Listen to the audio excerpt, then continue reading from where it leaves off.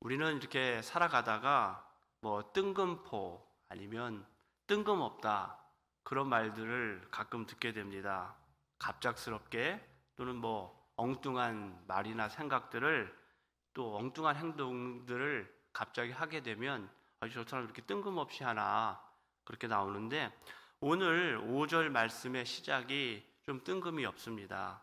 너희 중에 누구든지 지혜가 부족하거든. 왜냐하면 바로 그 앞에 4절에 인내로 참고 견디고 시험을 견디게 되면 하나님께서 아무것도 부족하지 않게 온전하게 이룬다 그렇게 말씀을 했는데 갑자기 5절에서는 너희 중에 누구든지 지혜가 부족하거든 그렇게 엇박자를 내고 있는 겁니다. 그래서 오늘은 이렇게 뜬금없이 등장하는 지혜에 대해서 하나님의 말씀을 좀 생각해 보려고 하는 시간을 가지려고 합니다. 앞부분에서 믿음의 인내 또는 인내하는 믿음으로 우리의 삶과 우리의 인격이 이게 완성되어져 가는 것을 말하면서 성령님께서는 바로 이어서 우리에게 또 필요한 거가 하나 있는데 그게 바로 지혜라고 이렇게 말씀하시는 겁니다. 뜬금없이 지혜를 아버지 하나님께 꼭 받아서 살아가야 한다고 말씀하시는 겁니다. 왜 지혜가 필요할까 살아가는데 고린도전서 6장에 보면 이렇게 기록되어져 있습니다. 당시 사건을 사도 바울이 기록했습니다. 당시 그 교회 안에 2000년 전이지요. 성도 간에 다툼이 생겼습니다. 그리고 한 성도가 다른 성도를 고발해가지고 법원에 고소장을 접수시켰습니다. 그래서 교인과 교인이 세상 법정에 서가지고 서로 비난하고 더 나아가서 한쪽은 그 재판정 앞에서 거짓말도 하고 속이고 하면서 이 다른 사람을 비난하는 것을 서슴지 않았습니다. 그때 이렇게 사도 바울이 그것을 듣고서 이렇게 말합니다. 여러분 가운데 신자들의 문제를 해결해 줄 만한 지혜로운 사람이 그렇게도 없습니까? 그거 하나 해결하지 못하면서 세상 사람들을 당신들의 이 하나님의 백성의 재판관으로 세워서야 되겠습니까? 즉, 지혜가 부족하면 어떤 문제가 생겼을 때 그거를 해결하지 못한다는 겁니다. 그래서 잠언에는 이런 말씀이 있습니다. 슬기로운 자는 지혜로운 사람은 재앙을 보면 피하여도 어리석은 사람은 지나가다가 해를 받느니라. 그래서 우리가 이 세상 살아가는 거가 쉽지 않지 않습니까? 어렵고 힘들고 고난도 있는데 어떤 고난과 어려움은 우리가 피할 수가 없습니다. 그럴 때는 하나님을 보고 예수 그리스도를 보고 참고 인내하고 견뎌야 됩니다. 그러나 또 우리가 어떤 것은 해결해야만 되는 어려움들이 또 우리에게 다가오는데 그 어려움들은 지혜가 있어야지 해결이 된다고 우리 야고보 선생님이 성경을 통해서 저희들에게 말씀하시는 겁니다. 예수님도 제자들을 이 세상에 전도를 보내실 때 이렇게 말씀하셨습니다. 내가 너희를 보냄이 양을 이리 가운데 보냄과 같도다. 그러므로 너희는 뱀같이 지혜롭고 비둘기같이 순결하라. 예수님이 제자들을 세상에 보내시면서 하나님의 나라를 선포할 때에 많은 어려움과 유혹들과 시험들을 마주할 것이라고 예상하고 계셨습니다. 또 예수님은 우리 모두를 하나님의 증인으로, 당신의 증인으로 세상에 파송하셨지 않습니까? 증인이 되라고. 그래서 우리도 마찬가지로 이 세상을 살아가면서 예수 그리스도를 믿는 사람으로 살아가면서 똑같이 어려움과 시험과 또 힘든 일들을, 유혹들을 마주할 수밖에 없습니다. 그래서 예수님은 동일하게 오늘도 저희들에게 말씀하시는 겁니다. 비둘기같이 순결하고 뱀처럼 지혜로워라. 예수님의 말씀을 요약하면 이렇습니다. 착하기만 하면 안 된다. 내가 너희를 보내었고 너희가 전도자의 사명을 감당하고 있지만 또한 지혜로워야 된다. 그렇지 않으면 늑대한테 잡아먹힌다. 적어도 잡아먹히지는 않더라도 괴로움을 당하고 물어뜯긴다. 험한 세상 살아가려면, 그리고 그 세상을 살아가면서 예수 그리스도의 뜻을 성취하려면 매우 뛰어난 지혜가 너희들 반드시 필요하다라고 말씀하십니다. 그래서 저는 이 말씀을 읽을 때마다 왜 하필 뱀입니까, 주님?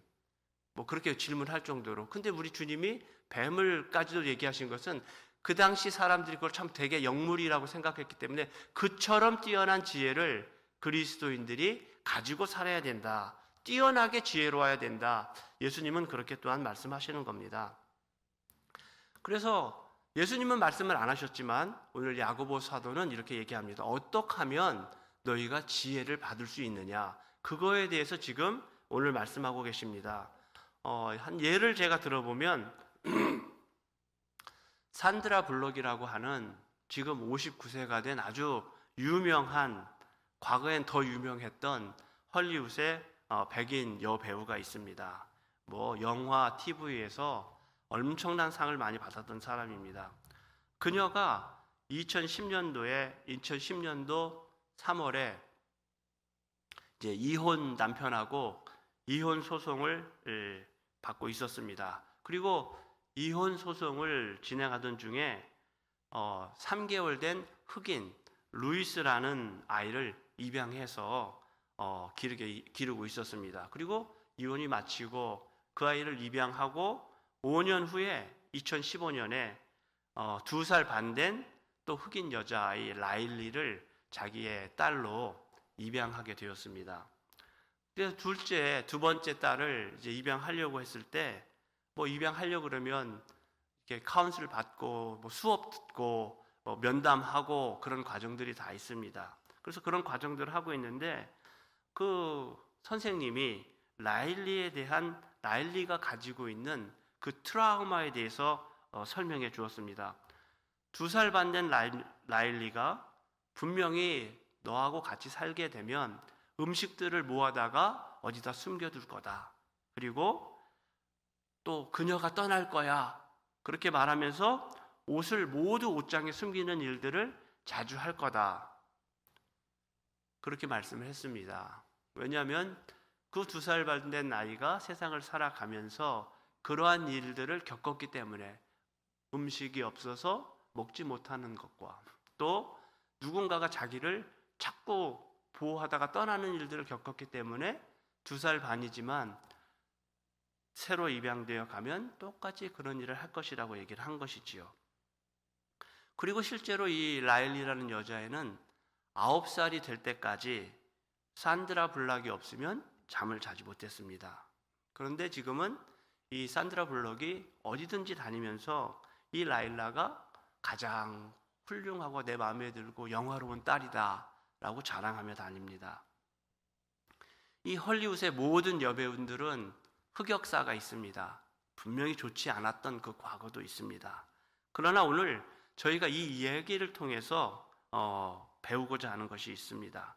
라일라를 입양했을 때 이 그녀는 그 7년이라는 세월, 그 라일라의 그 트라우마를 고쳐주기 위해서 그녀가 2년 반 동안 겪었던 그 어려움들, 그 아이가 겪었던 것들을 극복하기 위해서 무엇인가 적지 않은 시간 동안 굉장히 많이 노력하고 그거에 대한 모든 것을 지불했다는 겁니다. 2살 반 되고 3살 반이 되고 4살 반이 되고 6살이 되고 7살이 되었는데도 이 아이가 밤만 되면 혼자서 잠을 자지 못하고 비계를 들고 자기 그 입양한 엄마 방에, 엄마라고 부르겠죠. 엄마 방에 와가지고 문을 두드리고 같이 자고 싶다고 그렇게 얘기하는 거예요. 심지어는 9살이 되었음에도 비계를 들고 와서 자기는 무서우니까 같이 자고 싶다. 그렇게 말하는 겁니다.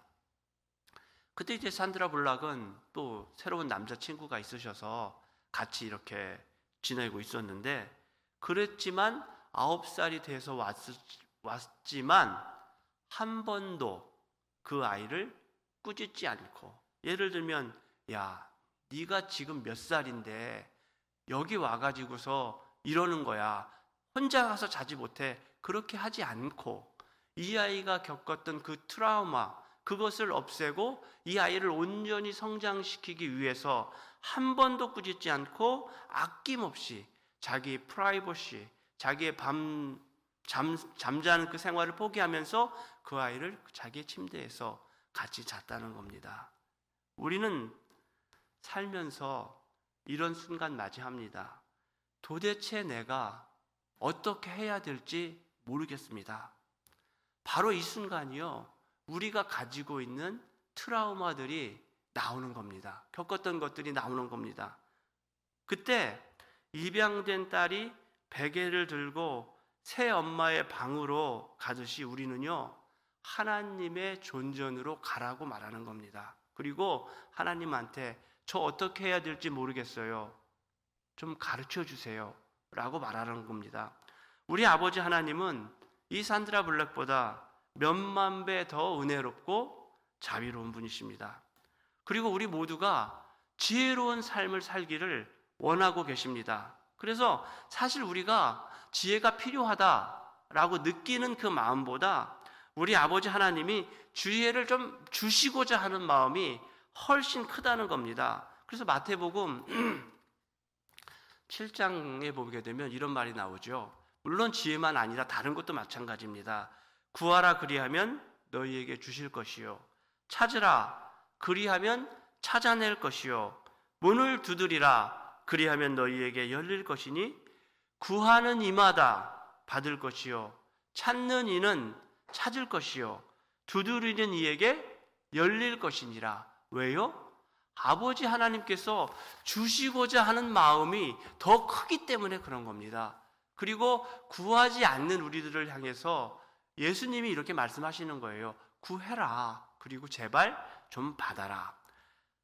저희 아들이 좀 외국으로 공부하러 잠깐 떠나는데 뭐 이렇게 부모인 제가 줄 것이 없지 않습니까? 그래서 이렇게 막 찾아보니까 줄 건 다 줬지만 보니까 스타벅스 기프트 카드가 어디 하나 있더라고요. 그래서 야, 너 그거 마시냐 그랬더니 자기는 별로 안 좋아하는데 가끔 마시기는 한대요. 그럼 뭡니까? 그거라도 줘가지고서 뭐 아들 기분 좋게 하려고 하지 않습니까? 그게 우리 부모의 마음입니다. 아버지도 마찬가지입니다.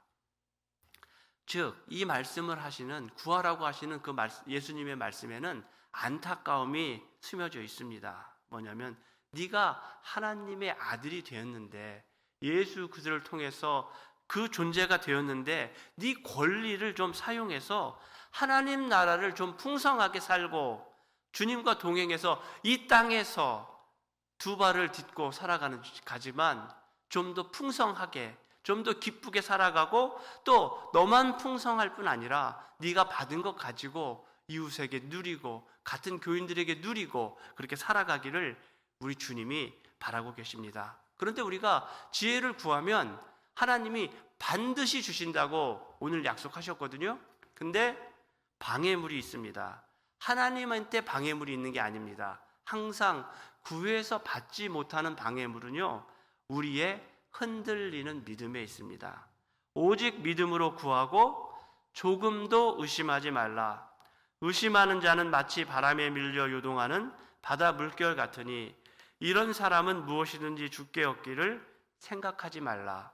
두 마음을 품어 모든 일에 정함이 없는 자로다. 의심하고만 두 마음이고, 두 마음 있으면 흔들리고, 흔들리면 받지 못한다는 겁니다.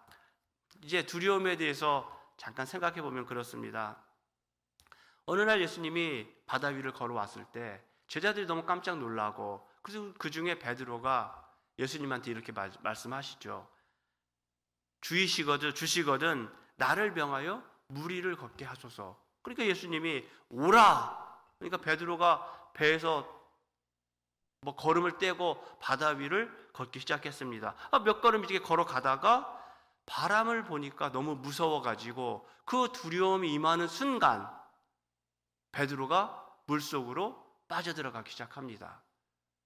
그랬을 때 예수님이 즉시 손을 내밀어서 베드로를 건져주시잖아요. 그리고서 이렇게 말씀하죠. 왜 의심하였느냐? 여기서 저희가 생각할 게 있습니다. 누가 베드로 보고 바다 위 걸어서 오라고 말씀하셨죠? 예수님이 말씀하셨어요. 예수님이 바다 위를 걸어오라고 말씀하셨는데도 불구하고, 그것을 행하고 있었음에도 불구하고 베드로에게 의심이 생기니까 예수님의 명령이 살아있음에도 불구하고 물속으로 빠져간 거예요. 오늘 하나님이 말씀하시잖아요. 구하라, 그리하면 주시리라. 지혜를 구하라, 아버지께서 반드시 주시리라. 내가 의심하면 그 순간에 하나님에게 문제가 있는 것이 아니라, 아버지께 문제가 있는 것이 아니라 내 마음이 흔들리니까 그것에 대한 의심으로 이게 지혜롭게 행하는 일인가? 하나님이 내게 베풀어 주신 일인가? 이게 맞는 것인가? 하면서 흔들리고 끝맺음을, 기도를 시작하고 일의 마무리를 하지 못한다는 겁니다. 믿음의 길에는요, 항상 기쁘고 감격이 있고 감사가 있고 평화가 있습니다. 근데 제가 보면 그렇습니다. 제 경험을 봐도 그렇고요. 두 마음을 가지고 있고 흔들리고 있다. 그러면 그걸 어떻게 알 수 있냐면요, 일이 끝나고 나면 알 수 있습니다. 분명히 하나님이 도와줘서 일을 끝냈습니다. 근데 일을 끝나고 난 다음에 뭐가 남냐고요? 믿음이 없으면 후회가 남습니다. 항상. 그리고 아쉬움이 남습니다. 그리고 불평하고 또 불안해합니다. 그게 참 이상한 겁니다. 뭐냐면 이것을 선택하고 이것을 선택할 수가 있었는데 이것을 선택해도 아쉬움이 남고 또 저것을 선택했는데도 아쉬움이 남습니다. 분명히 둘 중에 하나는 우리 하나님이 인도해 주셔서 내게 주신 것인데 어느 쪽을 생각해도 선택해서 가도 그 다음에는 내가 이렇게 했으면 좀 더 뭔가를 더 얻어낼 수 있었을 텐데, 내가 뭔가를 좀 더 할 수 있었을 건데, 그렇게 생각하게 되면 우리가 벌써 살아가는 중에 하나님께서 내게 지혜를 주시고 이 일에 나를 도와주시고 관여했다는 것을 벌써 안 믿으시는 것이죠. 그러니까 우리 인생에 항상 문제가 생깁니다. 그래서 우리가 기도하고 주님이 주신 평화 가운데 담대하게 행했다면 그 다음에 뭐죠? 감사합니다 하고 그것을 누리고 그것을 가지고서 살아가면 됩니다. 그래서 우리가 하나님께 기도했으면 하나님이 최선의 것을 주실 것을 믿고 기다리고 그리고 행동하고 감사하면 됩니다. 그래서 저희가 오늘 요약하면 그렇습니다. 인내로 참아내야 되는 시험이 있습니다. 그리고 우리가 해결해야 될 어려움도 있습니다. 이 문제들을 올바르게 해결할 지혜를 달라고 우리 하나님께 기도하시고 또 자녀들을 위해서 기도하실 때도 그들의 믿음도 우리가 기도해야 되지만 두 번째, 그 자녀들이 지혜롭게 일들을 처리해 달라고 그 지혜를 우리 자녀들에게도 달라고 기도해야 됩니다. 그리고 세 번째, 말씀을 의심하지 마십시오. 오늘 말씀하지 않습니까? 구하라, 그리하면 지혜를 구하라, 그러면 주시리라. 예수님이 오라, 걷다가도 의심하면 예수님이 오라고 했지만 빠지는 겁니다. 우리 하나님이 지혜를 구하라, 그러면 주시리라, 그러면 주시는 겁니다. 끝까지 그 말씀 붙잡고 중간에 흔들려서 내 마음대로 가지 말고 응답 받으시고 응답을 받았고 마음에 평화가 있다면 즉시 행동하고 감사하시기를 간절히 바랍니다. 기도드리겠습니다.